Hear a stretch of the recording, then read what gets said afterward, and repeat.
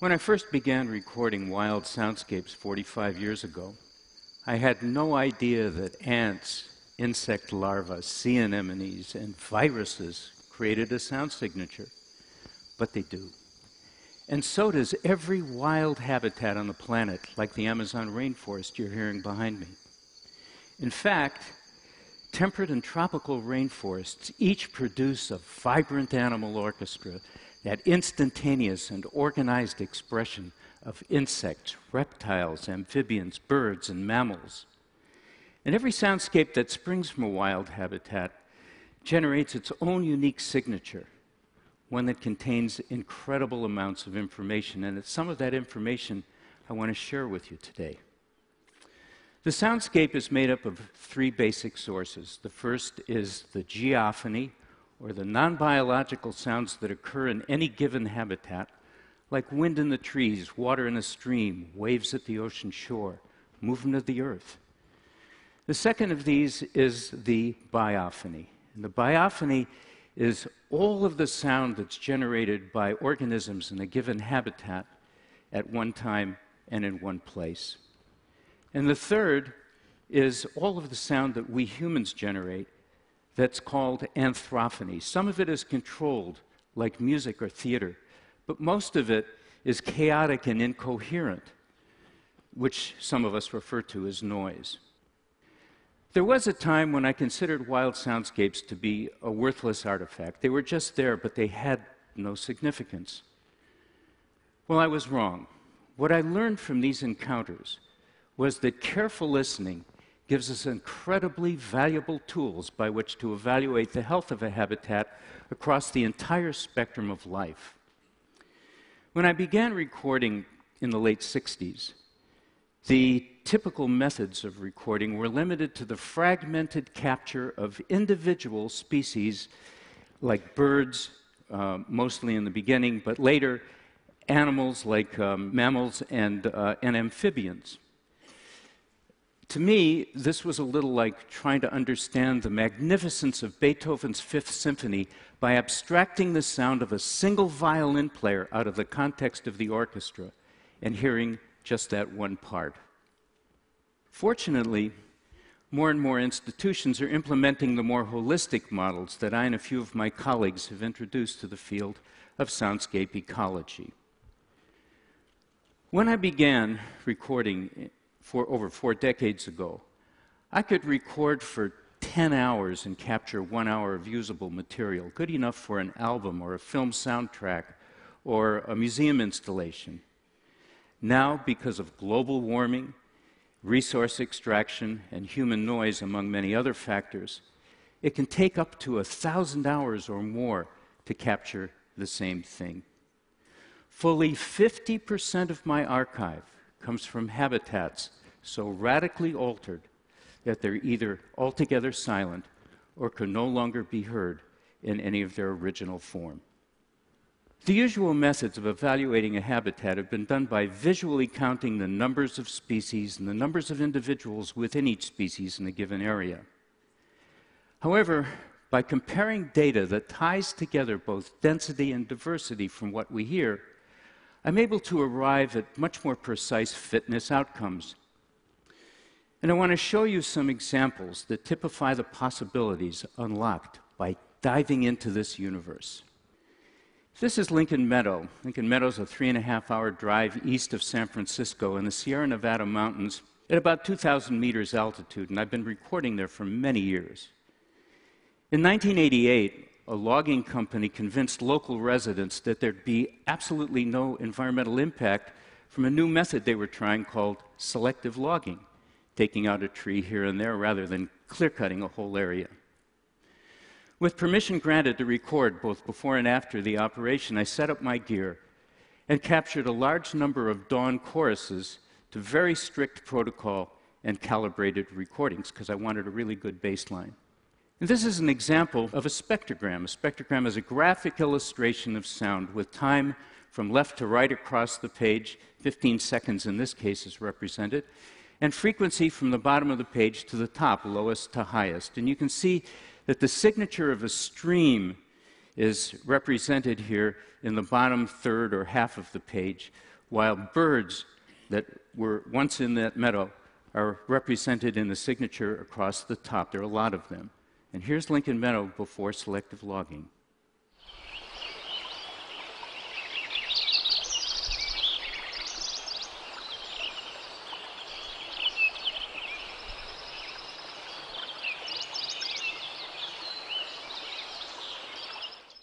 Well, a year later, I returned, and using the same protocols and recording under the same conditions, I recorded a number of examples in the same dawn choruses, and now this is what we've got. This is after selective logging. You can see that the stream is still represented in the bottom third of the page, but notice what's missing in the top two-thirds.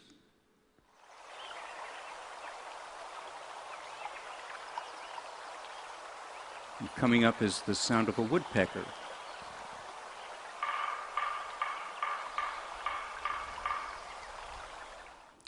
Well, I've returned to Lincoln Meadow 15 times in the last 25 years, and I can tell you that the biophony, the density and diversity of that biophony has not yet returned to anything like it was before the operation. But here's a picture of Lincoln Meadow taken after, and you can see that from the perspective of the camera, or the human eye, hardly a stick or a tree appears to be out of place, which would confirm the logging company's contention that there's nothing of environmental impact.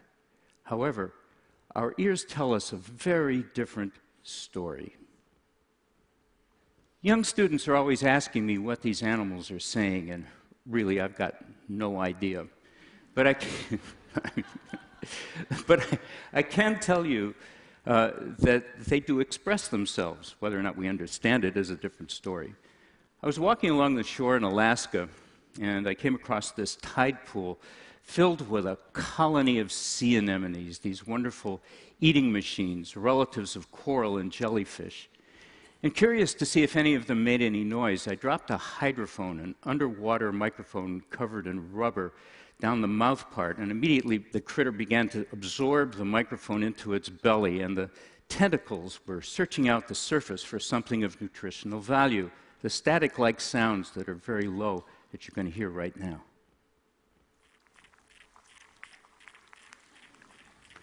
Yeah, but watch. When it didn't find anything to eat, I think that's an expression that can be understood in any language.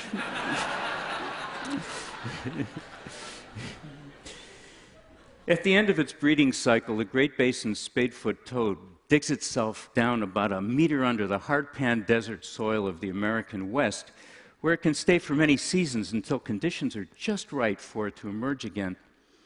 And when there's enough moisture in the soil in the spring, the frogs will dig themselves to the surface and gather around these large vernal pools in great numbers.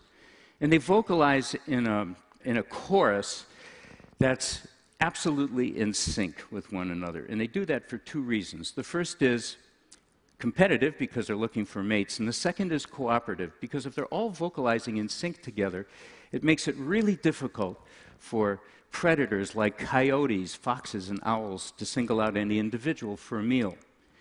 And this is a spectrogram of what the frog chorusing looks like when it's in a very healthy pattern.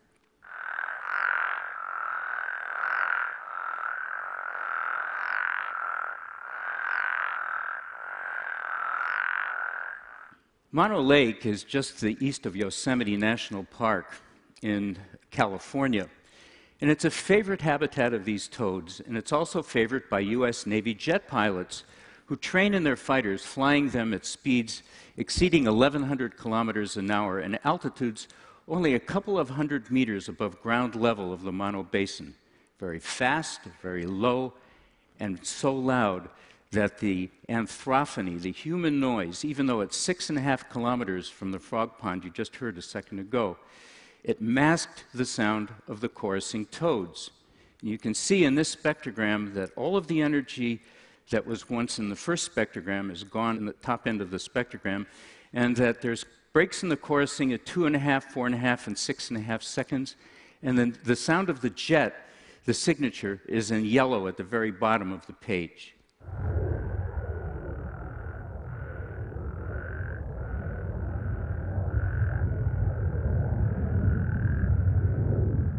Now, at the end of that flyby, it took the frogs fully 45 minutes to regain their chorusing synchronicity, during which time, and under a full moon, we watched as 2 coyotes and a great horned owl came in to pick off a few of their numbers.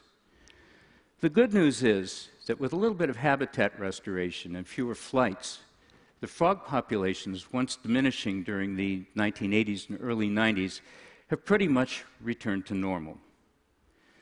I want to end with a story told by a beaver.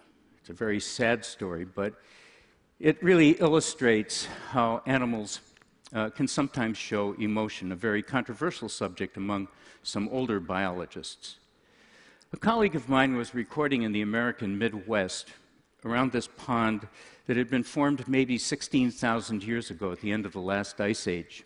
It was also formed in part by a beaver dam at one end that held that whole ecosystem together in a very delicate balance.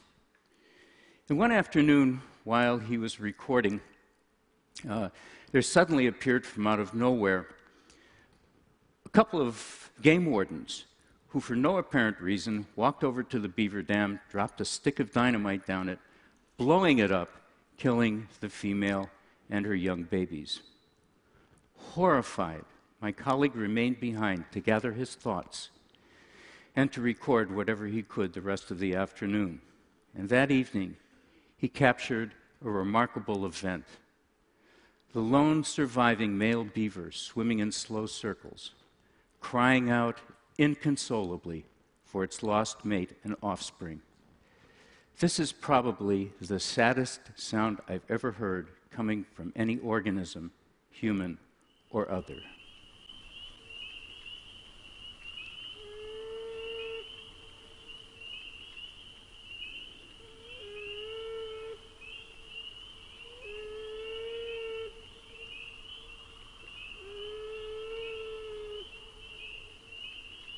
Yeah, well, there are many facets to soundscapes, among them the ways in which animals taught us to dance and sing, which I'll save for another time.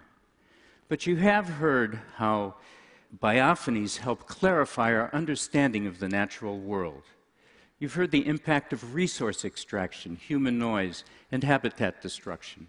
And where environmental sciences have typically tried to understand the world from what we see, a much fuller understanding can be got from what we hear. Biophonies and geophonies are the signature voices of the natural world. And as we hear them, we're endowed with a sense of place, the true story of the world we live in. In a matter of seconds, a soundscape reveals much more information from many perspectives, from quantifiable data to cultural inspiration. Visual capture implicitly frames a limited frontal perspective of a given spatial context, while soundscapes widen that scope to a full 360 degrees, completely enveloping us. And while a picture may be worth 1,000 words, a soundscape is worth 1,000 pictures. And our ears tell us that the whisper of every leaf and creature speaks to the natural sources of our lives, which indeed may hold the secrets of love for all things, especially our own humanity. And the last word goes to a jaguar from the Amazon.